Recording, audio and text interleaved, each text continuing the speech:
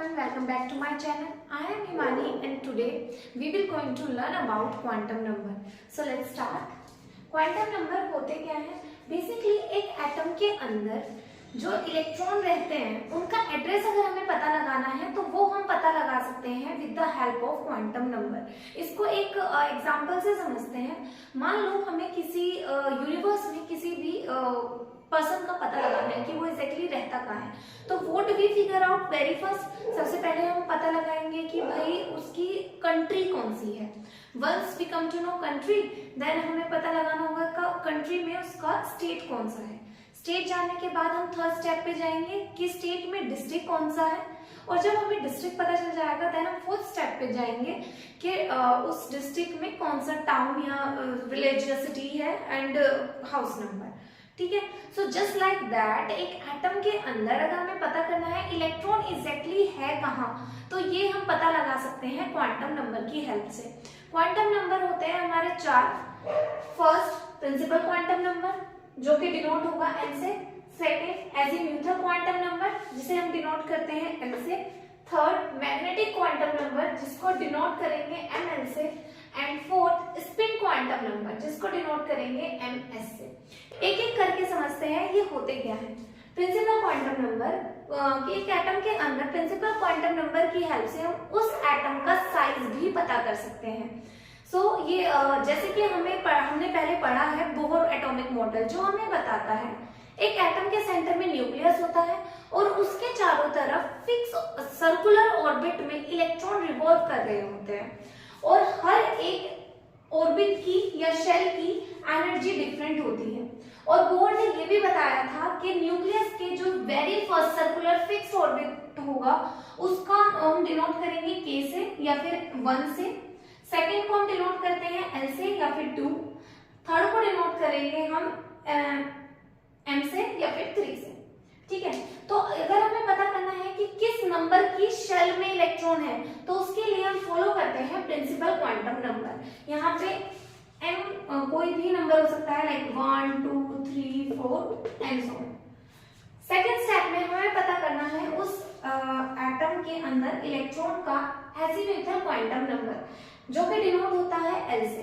Basically azimuthal quantum number हमें बताएगा। अब हमें ये तो पता चल गया कि शेल कौन सी है। एज वी नो सेल के अंदर सबसेल्स भी होती हैं और वो किस सब सेल में इलेक्ट्रॉन है ये हमें पता करके बताता है एजीम्यूथल क्वांटम नंबर, जिसको हम डिनोट करेंगे एल से। एजीम्यूथल क्वांटम नंबर हमें इलेक्ट्रॉन की शेप के बारे में बताता है, और शेप हमें इलेक्ट्रॉन की कहां से पता चलेगी कि वो इलेक्ट्रॉन किस सब सेल में है। हर सब सेल का अपना एक शेप होता है और वहीं से हमें पता चल जाएगा कि इलेक्ट्रॉन की शेप कैसी होगी। एज वी नो हमारे पास 4 सब सेल होती है, S P D and F, और जिस नंबर की शेल होगा जो भी हमारा नेचुरल नंबर होता है शेल का, उतने ही उसके अंदर सब सेल होते हैं। फॉर एग्जाम्पल अगर इसे हम समझे कि अगर मेरी फर्स्ट सेल है एन नंबर 1 है तो यहाँ पे इसके अंदर सब सेल भी क्या होगी एक, और वो भी एस। उसी तरीके से सेकंड नंबर की सेल है तो उसके अंदर सब सेल होंगे 2, एस एंड पी।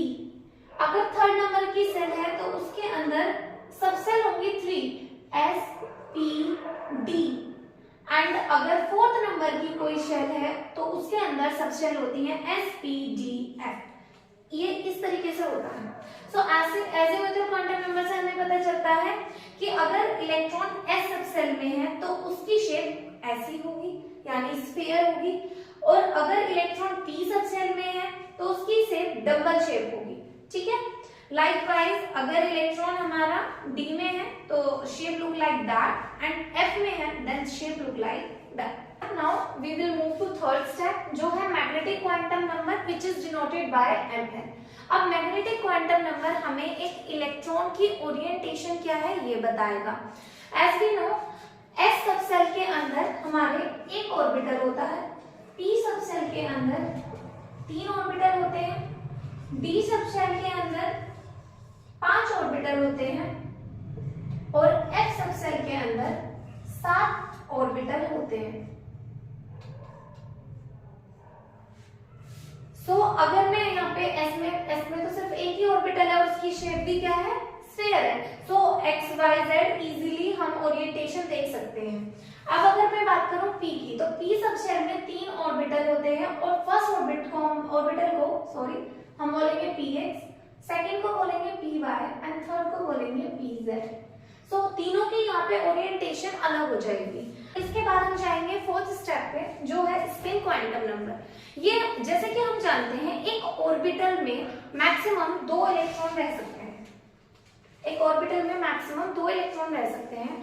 तो लेकिन हमें ये भी पता है कि दोनों इलेक्ट्रॉन एक डायरेक्शन में मूव नहीं करते। सो इलेक्ट्रॉन किस डायरेक्शन में मूव कर रहा है ये हमें पता चलता है स्पिन क्वांटम नंबर की हेल्प से। ठीक है, कि इलेक्ट्रॉन एंड क्लॉकवाइज मूव करेगा या फिर इलेक्ट्रॉन एंटी क्लॉकवाइज मूव करेगा। ठीक है, so by following these 4 step we can figure out exact address of an electron in an atom. Thank you, keep learning.